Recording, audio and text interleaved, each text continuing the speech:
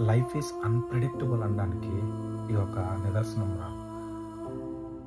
Kurnool bus accident జరిగి నెల కూడా తిరగలేదు, అప్పుడే చేవెళ్ళ బస్సు యాక్సిడెంట్.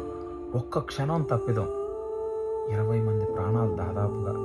అందులో ఒక 10 ఏళ్ళ చిన్న బిడ్డ, 3 అమ్మాయిలు, మళ్ళీ ఒకే కుటుంబానికి చెందిన వాళ్ళు.